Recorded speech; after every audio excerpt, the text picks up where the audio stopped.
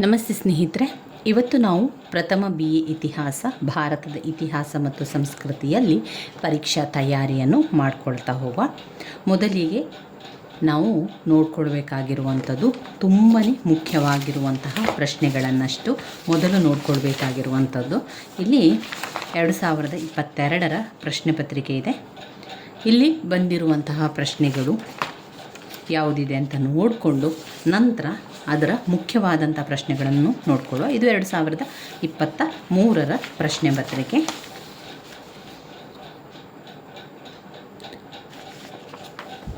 ಈಗಾಗಲೇ ನಾನು ನಿಮಗೆ ಇದೆರಡನ್ನೂ ಕೂಡ ತೋರಿಸಿದ್ದೇನೆ. ಇದರಲ್ಲಿ ಬಂದಿರುವಂಥ ಪ್ರಶ್ನೆಗಳನ್ನು ಕೂಡ ಅಭ್ಯಾಸವನ್ನು ಮಾಡಿದ್ದೇನೆ. ಅದೆಲ್ಲ ಕೂಡ ಪ್ಲೇ ಲಿಸ್ಟಲ್ಲಿದೆ. ಇದರಲ್ಲಿ ನೀವು ಯಾವುದನ್ನು ಮೊದಲು ಓದ್ಕೊಳ್ಬೇಕು ಅಂತ ನಾನು ನಿಮಗೆ ಹೇಳ್ತಾ ಹೋಗ್ತೇನೆ. ಈಗಾಗಲೇ ನೀವು ಓದಲಿಕ್ಕೆ ಆರಂಭ ಮಾಡಿದರೆ ನಿಮ್ಮ ಪರೀಕ್ಷೆಯ ಅಭ್ಯಾಸ ಮುಂದುವರಿಸಿ. ಇನ್ನೂ ಕೂಡ ಯಾರು ಓದಲಿಕ್ಕೆ ಆರಂಭ ಮಾಡಲಿಲ್ಲೋ ಇವತ್ತಿನಿಂದ ಆದರೂ ಕೂಡ ನಿಮ್ಮ ಪರೀಕ್ಷೆಯ ತಯಾರಿಯನ್ನು ಮಾಡಿಕೊಳ್ಳಿ. ಇತಿಹಾಸ ಅಂತ ಬಂದಾಗ ನೀವು ಪುಸ್ತಕವನ್ನು ನೋಡಿದ ತಕ್ಷಣ ತುಂಬಾ ಇದೆ, ಇವಿಷ್ಟನ್ನು ಯಾವಾಗ ಓದ್ಕೊಳ್ಳೋದು ಅಂತ ನಮಗೆ ಚಿಂತೆ ಆರಂಭ ಆಗ್ತದೆ. ಅದನ್ನು ಬಿಟ್ಟು ನಾವೇನು ಮಾಡಬೇಕು ಅಂತ ಹೇಳಿದರೆ, ಬ್ಲಾಕ್ 1, ಬ್ಲಾಕ್ 2, ಬ್ಲಾಕ್ 3, ಬ್ಲಾಕ್ 4 ಬ್ಲಾಕಿನಿಂದ ಪ್ರಶ್ನೆಗಳನ್ನು ಆಯ್ಕೆ ಮಾಡಿಕೊಂಡು ಓದ್ಕೊಳ್ಬೇಕು.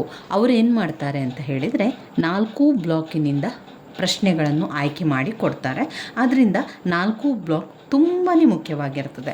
ಮೊದಲನೇದಾಗಿ ಬ್ಲಾಕ್ 1ರಲ್ಲಿ ಮೊದಲಿಗೆ ನೀವು ಯಾವುದನ್ನು ಓದಬೇಕು? ಘಟಕ 1 ಮೊದಲ ಅಧ್ಯಾಯ ಯಾವಾಗಲೂ ಕೇಳುವಂತಹ ಪ್ರಶ್ನೆ.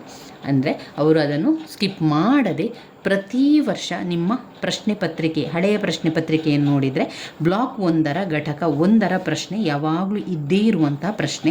ಇದರಲ್ಲಿ ಅವರು ಯಾವ ರೀತಿ ಬೇಕಾದರೂ ಕೇಳ್ಬೋದು. ಒಂದು, ಇತಿಹಾಸದ ಅಧ್ಯಯನದ ಪ್ರಾಮುಖ್ಯತೆಯನ್ನು ತಿಳಿಸಿ ಅಂತ ಕೇಳ್ಬೋದು, ಅಥವಾ ಇತಿಹಾಸ ಅಧ್ಯಯನದ ವ್ಯಾಪ್ತಿಯನ್ನು ತಿಳಿಸಿ, ಅಥವಾ ಇತಿಹಾಸದ ಬಗ್ಗೆ, ಅಲ್ಲಿನ ಭೌಗೋಳಿಕ ಅಂಶಗಳ ಬಗ್ಗೆ ಯಾವುದಿದೆ ಆ ರೀತಿ ಕೂಡ ಕೇಳ್ಬೋದು. ಆದ್ದರಿಂದ ಘಟಕ 1 ವೆರಿ ಇಂಪಾರ್ಟೆಂಟ್ ಆಗಿರುವಂಥದ್ದು. ಓದಲಿಕ್ಕೆ ಯಾರು ಆರಂಭ ಮಾಡಲಿಲ್ಲೋ ಮೊದಲಿಗೆ ನೀವು ಓದಬೇಕಾಗಿರುವಂಥದ್ದು ಇತಿಹಾಸದ ಅಧ್ಯಯನದ ಪ್ರಾಮುಖ್ಯತೆ ಮತ್ತು ವ್ಯಾಪ್ತಿಯನ್ನು ಓದಲೇಬೇಕಾಗಿರುವಂತಹ ಪ್ರಶ್ನೆ. ಇನ್ನು ಘಟಕ 2ಕ್ಕೆ ಬಂದಾಗ ಅಲ್ಲೂ ಕೂಡ ತುಂಬಾ ಇಂಪಾರ್ಟೆಂಟ್ ಆಗಿರುವಂತಹ ಕೆಲವು ಪ್ರಶ್ನೆಗಳಿದೆ. ಅದನ್ನು ನೀವು ಓದ್ಕೊಳ್ಳೇಬೇಕು. ಮೌರ್ಯ ಸಾಮ್ರಾಜ್ಯದ ಬಗ್ಗೆ ಪ್ರತಿ ಬಾರಿ ನೀವು ಪ್ರಶ್ನೆ ಪತ್ರಿಕೆಗಳಲ್ಲಿ ನೀವು ನೋಡ್ಬೋದು. ಹಳೆಯ ಪ್ರಶ್ನೆ ಪತ್ರಿಕೆಗಳನ್ನು ನೋಡಿಕೊಳ್ಳಿ. ಅದರಲ್ಲಿ ಮೌರ್ಯ ಸಾಮ್ರಾಜ್ಯದ ಬಗ್ಗೆ ಪ್ರಶ್ನೆಗಳಿರ್ತದೆ. ಮೌರ್ಯ ಸಾಮ್ರಾಜ್ಯದಿಂದ ಯಾವ ರೀತಿ ಪ್ರಶ್ನೆಗಳನ್ನು ಕೇಳ್ತಾರೆ? ಮೌರ್ಯ ಸಾಮ್ರಾಜ್ಯದ ಆಡಳಿತ ಲಕ್ಷಣಗಳ ಬಗ್ಗೆ ಕೇಳ್ತಾರೆ. ಮೌರ್ಯ ಸಾಮ್ರಾಜ್ಯದ ಅವನತಿಯ ಬಗ್ಗೆ ಕೇಳ್ತಾರೆ. ಆಮೇಲೆ ಬರುವಂಥದ್ದು ಗುಪ್ತರ ಕಾಲ, ಗುಪ್ತರ ಕೊಡುಗೆಗಳು, ಗುಪ್ತರ ಸಾಹಿತ್ಯ ವಿಜ್ಞಾನ ಕಲೆಗಳ ಬಗ್ಗೆ, ರಜಪೂತರ ಅವರ ಆಡಳಿತದ ಬಗ್ಗೆ ಕೂಡ ಕೇಳ್ತಾರೆ. ಇದು ಬ್ಲಾಕ್ 2ರಲ್ಲಿ ನೀವು ನೋಡಬೇಕಾಗಿರುವಂಥದ್ದು.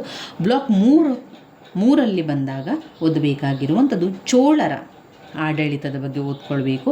ಅಷ್ಟೇ ಅಲ್ಲದೆ ಶಂಕರಾಚಾರ್ಯರು, ರಾಮಾನುಜಾಚಾರ್ಯರು, ಮಧ್ವಾಚಾರ್ಯರು, ಬಸವಣ್ಣನವರು ನಾಲ್ಕು ತುಂಬಾ ಇಂಪಾರ್ಟೆಂಟ್ ಆಗಿರುವಂತಹ ಧಾರ್ಮಿಕ ಚಳುವಳಿಗಳಾಗಿದೆ. ಸಮಾಜದ ಮೇಲೆ ಅವುಗಳ ಪ್ರಭಾವ ಅಂತ ಹೇಳ್ಬೋದು. ಇಲ್ಲಿ ಶಂಕರಾಚಾರ್ಯರ ಬಗ್ಗೆ ಅವರ ಸಿದ್ಧಾಂತಗಳು, ರಾಮಾನುಜಾಚಾರ್ಯರ ಬಗ್ಗೆ, ಮಧ್ವಾಚಾರ್ಯರ ಬಗ್ಗೆ, ಬಸವಣ್ಣನವರ ಬಗ್ಗೆ, ಇವರ ಬಗ್ಗೆ ನೀವು ಓದ್ಕೊಳ್ಬೇಕು. ಅವರು ಹೇಳಿರುವಂತಹ ಸಿದ್ಧಾಂತಗಳ ಬಗ್ಗೆ ಓದ್ಕೊಳ್ಬೇಕು. ಬ್ಲಾಕ್ 4 ಅಂತ ಬಂದಾಗ ಅಲ್ಲಿ ಮುಖ್ಯವಾಗಿ ಅಲ್ಲಾವುದ್ದೀನ್ ಖಿಲ್ಜಿ, ಮಹಮ್ಮದ್ ಬಿನ್ ತುಗ್ಲಕ್, ಫಿರೋಜ್ ಶಾ ತುಗ್ಲಕ್ 3 ರಾಜರ ಆಡಳಿತದ ಬಗ್ಗೆ ಓದ್ಕೊಳ್ಬೇಕು. ಸರಿಸಮಾನವಾಗಿ ಎಲ್ಲರೂ ಕೂಡ ಒಂದೇ ರೀತಿಯಲ್ಲಿ ಆಡಳಿತವನ್ನು ಮಾಡುವಂಥದ್ದು. ಮೊದಲು ಕೇಂದ್ರ ಆಡಳಿತ, ರಾಜ್ಯ ಈ ರೀತಿಯಾಗಿ ಆಡಳಿತಗಳೆಲ್ಲ ಬರುವಂಥದ್ದು. ಅದರಲ್ಲಿ ಅವರು ಯಾವ ರೀತಿ ಆಡಳಿತವನ್ನು ಮಾಡಿದ್ದಾರೆ, ಅವರು ಎಷ್ಟು ಅದರಲ್ಲಿ ವಿಫಲರಾಗಿದ್ದಾರೆ, ಯಾವುದೆಲ್ಲ ಅವರ ತುಂಬಾ ಮುನ್ನಡೆಸಿತು, ಅದನ್ನೆಲ್ಲ ನೀವು ಬರಿತಾ ಹೋಗಬೇಕಾಗಿರುವಂಥದ್ದು. ಅಲ್ಲಾವುದ್ದೀನ್ ಖಿಲ್ಜಿ ಆಡಳಿತ ಸುಧಾರಣೆ, ಮಹಮ್ಮದ್ ಬಿನ್ ತುಗ್ಲಕ್ನ ಆಡಳಿತ ಸುಧಾರಣೆ, ಫಿರೋಜ್ ಶಾ ತುಗ್ಲಕ್ನ ಆಡಳಿತ ಸುಧಾರಣೆ. ಇನ್ನು ಇದರಲ್ಲಿ ಕೊನೆಯದಾಗಿ ಓದಬೇಕಾಗಿರುವಂಥದ್ದು ಭಕ್ತಿ ಚಳುವಳಿ ಕೂಡ ಮುಖ್ಯವಾಗಿರುವಂಥದ್ದು. ಬ್ಲಾಕ್ 1ರಲ್ಲಿ ಇನ್ನು ಓದಿರಬೇಕಾಗಿರುವಂಥದ್ದು ಪ್ರಾಚೀನ ಭಾರತದ ಇತಿಹಾಸದ ಬಗ್ಗೆ, ಹರಪ್ಪ ಸಂಸ್ಕೃತಿ ನಾಗರಿಕತೆಯ ಲಕ್ಷಣಗಳ ಬಗ್ಗೆ, ಆಮೇಲೆ ಹೊಸ ಮತಗಳ ಉದಯಕ್ಕೆ ಕಾರಣಗಳು, ವೇದೋತ್ತರದ ಕಾಲದ ಆರ್ಥಿಕ ಸಾಮಾಜಿಕ ಪರಿಸ್ಥಿತಿಗಳ ಬಗ್ಗೆ ಓದ್ಕೊಳ್ಳೇಬೇಕು. ಇವಿಷ್ಟು ಇದರಲ್ಲಿ ಬರುವಂತಹ ಪ್ರಶ್ನೆಗಳಾಗಿದೆ. ಇದರಲ್ಲಿ ಎಲ್ಲ ಪ್ರಶ್ನೆಗಳನ್ನು ಕೂಡ ನಾವು ಕಲಿತಿದ್ದೇವೆ. ಆರಂಭದಿಂದ ನಿಮಗೆ ಅಭ್ಯಾಸವನ್ನು ಮಾಡಿಸ್ತಾ ಹೋಗಬೇಕು. ಆರಂಭದಿಂದ ಪಾಠಗಳು ಬೇಕು ಅಂತಾದರೆ ನಾನು ಆರಂಭದಿಂದಲೇ ಮಾಡ್ತಾ ಹೋಗ್ತೇನೆ, ನಿಮಗೆ ಅದರ ಬಗ್ಗೆ ತಿಳಿಸ್ತಾ ಹೋಗ್ತೇನೆ. ನೀವು ಓದಬೇಕಾದ್ರೆ ಪಾಯಿಂಟ್ಸ್ ಬುಕ್ಕನ್ನು ಮಾಡಿಕೊಳ್ಬೇಕು. ಪಾಯಿಂಟ್ಸ್ ಬುಕ್ಕನ್ನು ಮಾಡಿಕೊಂಡ್ರೆ ನೀವು ಓದಿರುವಂತಹ ವಿಚಾರವನ್ನು ಆ ತಕ್ಷಣ ನೀವು ನಿಮ್ಮ ಪಾಯಿಂಟ್ಸ್ ಬುಕ್ಕಲ್ಲಿ ಬರೀಬೇಕು. ಉದಾಹರಣೆಗೆ ಇತಿಹಾಸದ ಅಧ್ಯಯನದ ಪ್ರಾಮುಖ್ಯತೆ, ಇದು ತುಂಬಾ ಮುಖ್ಯವಾಗಿರುವಂಥ ಪ್ರಶ್ನೆ, ವೆರಿ ಇಂಪಾರ್ಟೆಂಟ್ ಆಗಿ ಇರುವಂತಹ ಪ್ರಶ್ನೆ. ಹಲವು ಬಾರಿ ಪ್ರತಿ ಬಾರಿ ಸಹ ಕೊಡುವಂತಹ ಒಂದು ಪ್ರಶ್ನೆ ಅಂತಲೇ ಹೇಳ್ಬೋದು ಇತಿಹಾಸದ ಅಧ್ಯಯನದ ಪ್ರಾಮುಖ್ಯತೆ. ಇಲ್ಲಿ ನಾವು ಓದಬೇಕಾಗಿರುವಂಥದ್ದು, ನಾವು ಪಾಯಿಂಟ್ಸ್ ಮಾಡಿಕೊಂಡು ಪಾಯಿಂಟ್ಸ್ ರೀತಿಯಲ್ಲಿ ಓದ್ಕೊಳ್ಬೇಕು.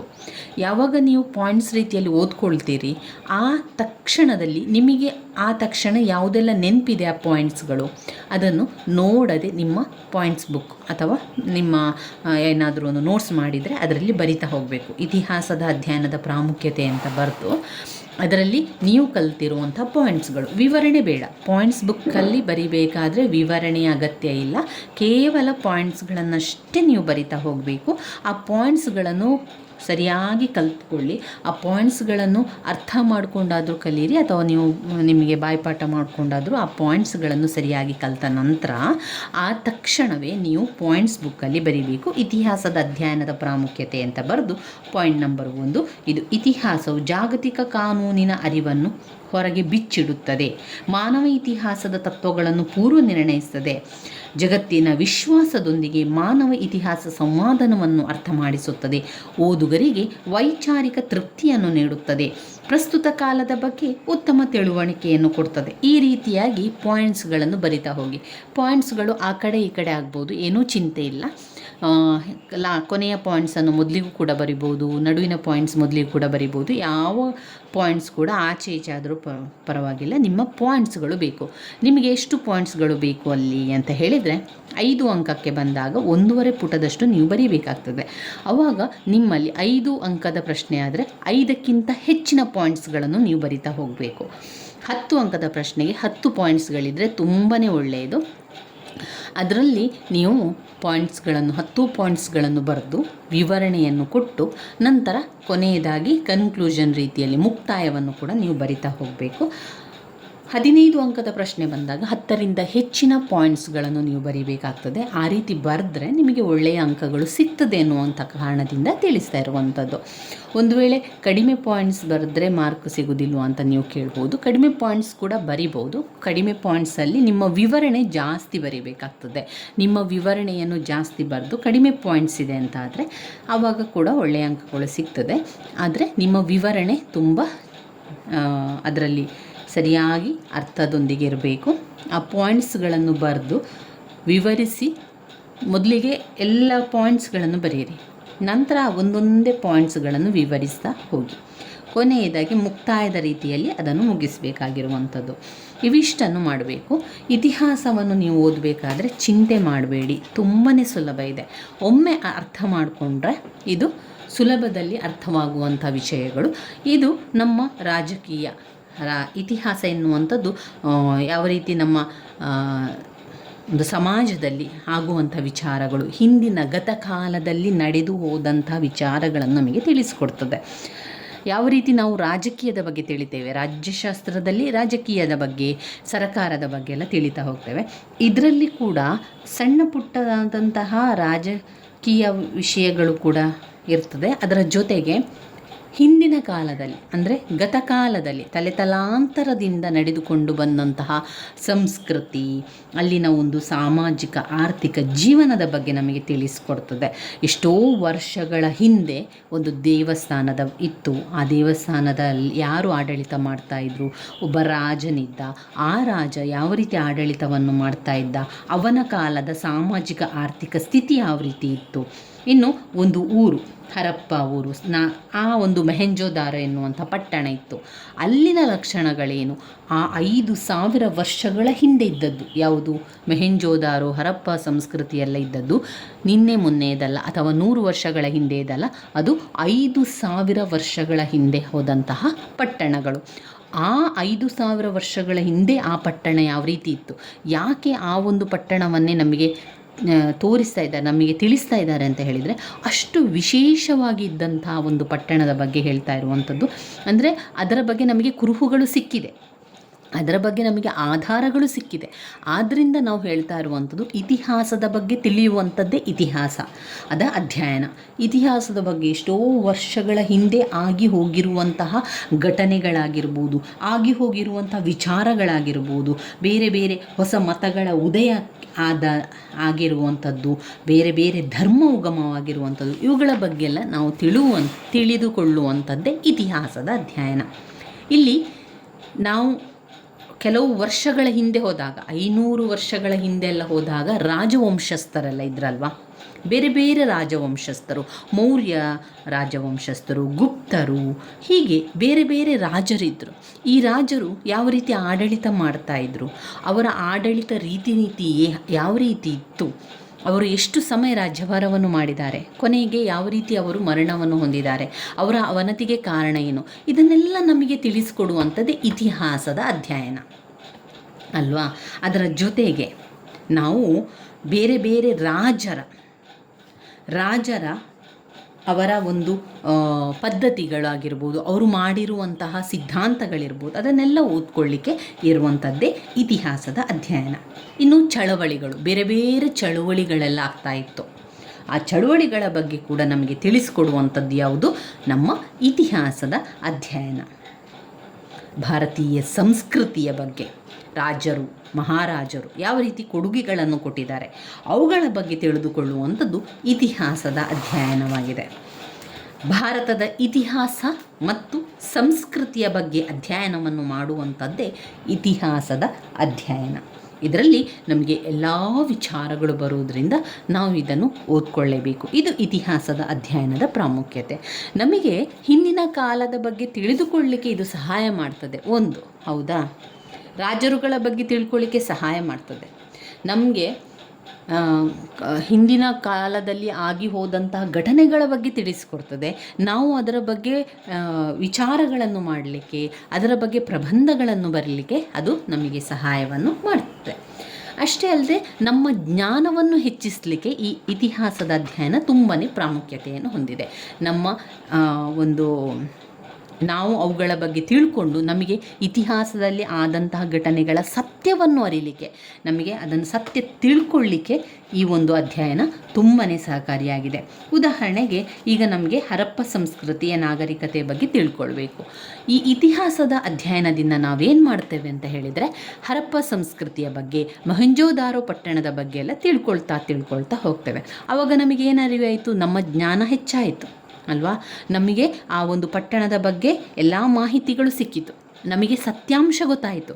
ಹೌದು, ಈ ರೀತಿ ಒಂದು ಪಟ್ಟಣ ಇತ್ತು, ಅವರು ಒಂದು ವ್ಯವಸ್ಥಿತವಾದ ಒಂದು ಪಟ್ಟಣವನ್ನು ಮಾಡಿದರು, ಉತ್ತಮವಾದ ಚರಂಡಿ ವ್ಯವಸ್ಥೆಯನ್ನು ಮಾಡಿದರು, ಆ ಒಂದು ಪಟ್ಟಣ ವೈಭವದಿಂದ ಕೂಡಿತ್ತು. ಅದೆಲ್ಲ ಸತ್ಯ ನಮಗೆ ಅರಿವಾಗ್ತದೆ. ನಾವು ಕೂಡ ಅದೇ ರೀತಿಯ ಯೋಜನೆಗಳನ್ನು ಮಾಡಿಕೊಳ್ಳಿಕ್ಕೆ ಸಿದ್ಧತೆಯನ್ನು ಮಾಡ್ತೇವೆ. ನಮಗೆ ಆ ಒಂದು ಕಲ್ಪನಾ ಲೋಕಕ್ಕೆ ನಾವು ಹೋಗ್ತೇವೆ. ನಮಗೆ ನಮ್ಮ ವೈಚಾರಿಕತೆ ಹೆಚ್ಚು ಮಾಡುವಂಥದ್ದು ನಾವು ಒಂದು ವಿಮರ್ಶೆ ಮಾಡಲಿಕ್ಕೆ ನಮಗೆ ಒಂದು ಸಹಾಯ ಆಗ್ತದೆ. ನಾವು ಅದರ ಬಗ್ಗೆ ವಿಚಾರ ಮಾಡಲಿಕ್ಕೆ, ವಿಮರ್ಶೆ ಮಾಡಲಿಕ್ಕೆ ಇದು ಇತಿಹಾಸದ ಅಧ್ಯಯನ ತುಂಬಾ ಪ್ರಾಮುಖ್ಯವಾಗಿರುವಂಥದ್ದು. ಅದರ ಬಗ್ಗೆ ನಾವು ತಿಳ್ಕೊಳ್ಳೋದು. ಆದ್ದರಿಂದ ಈ ಇತಿಹಾಸದ ಅಧ್ಯಯನವನ್ನು ಒಮ್ಮೆ ತಿಳಿತಾ ಹೋದರೆ ತುಂಬಾ ಸುಲಭ ಇದೆ. ಇಲ್ಲಿ ನೀವು ಆದಷ್ಟು ಪಾಯಿಂಟ್ಸ್ಗಳನ್ನು ರೀತಿಯಲ್ಲಿ ಓದ್ತಾ ಹೋಗಬೇಕು, ಪಾಯಿಂಟ್ಸ್ಗಳನ್ನು ಹುಡುಕಬೇಕು. ಪಾಯಿಂಟ್ಸ್ಗಳಿಲ್ಲ ಅಂತ ಆದರೆ, ಉದಾಹರಣೆಗೆ ಇಲ್ಲಿ ನಾನು ಮಾಡಿಕೊಂಡಿರುವಂತಹ ಪಾಯಿಂಟ್ಸ್ಗಳನ್ನು ನೋಡ್ಕೊಳ್ಳಿ.